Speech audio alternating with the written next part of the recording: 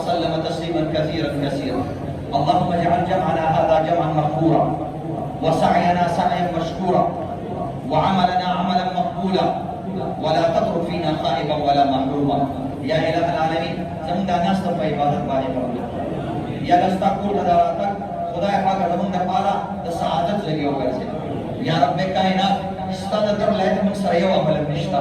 یا الله زمون ټول امرونه د اخلاص د عالی او خالی دي.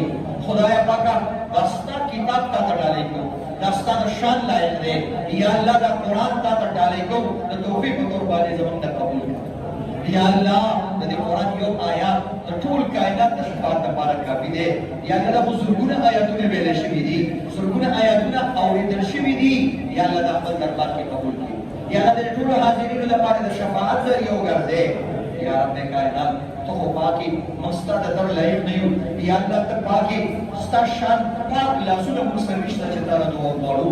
یا الله ته پاکي، یا الله پاکي چې موږ کوم څه دراوړو چې تا دعا وغواړو. یا الله بشک ته پاکي پاک قدمونه موږ کوم څه دراوړو چې ستا در کې کېدو. یا الله موږ ډېر ناپاکي له ګناهونو د وجې نه. یا الله د قرآن په برکت باندې موږ ټول پاک کړي. یا الله د قرآن په برکت باندې موږ باندې رحم وکړو. یا الله د قرآن انوارات او برکات دې قاری شیخ له دې والدین له ورکړي. یا الله د دې انوارات د دې سامعینو، یا الله د دې او د دې والدین له ورکړي. یا الله د دې انوارات او برکات د دې کورونو دکانونو ته منتقل کړي. یا الله د دې انوارات او برکات د دې مړ او ژوندو له ورکړي. یا رب کائنات څنګه چې دا قاری شیخ د چا زوی دی، او یا الله حدیث کې راځي چې د مور او پلار ته د قیامت په ورځ باندې د نور تاج په سر کېږي. یا الله د مور او پلار نصیب کې، یا الله نصیب کې. یا الله، یا الله زموږ د قیامت ورځ د نور تاج وخت دی. یا الله دا نور تاج عزت زموږ نه وخت دی. یا الله زموږ کې نصیب کې. یا الله زموږ چې عالمان حافظات قاریان حافظات جوړ کې. یا الله دا صدارت موږ راکې. یا رب کائنات د قبر عذابونه ډېر سخت دي. خدای پاک موږ ته ټینګ دی.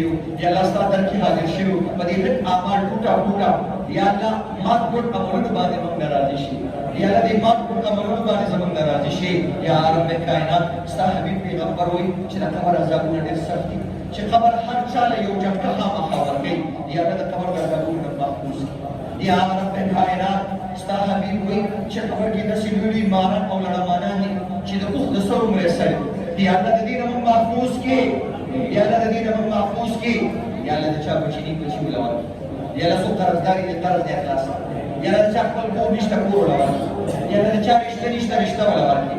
یا اله العالمین د چا په کور کې نور سړي ناستي دي او بعضې دلته خړ سړي ناستي دي، نکاحونه نشته، خدای پاک نکاحونه ولا ورکړي.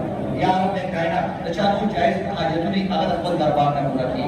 یا رب کائنات، یا رب کائنات چا د څه رکاوټونه هغه رکاوټونه دې ختم کړي. یا رب کائنات د چا بچي په عمر دي په نیکو روان کړي. یا رب کائنات دې مسجد سره څوک ښېګړه کوي، علماو سره مدرسو سره څوک ښېګړه کوي. خدای پاک کورونه آباد کړي. یا د زمیني آسماني حدودونه محفوظ کړي.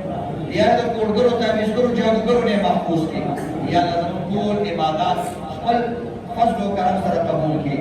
آمین آمین آمین یا رب العالمین.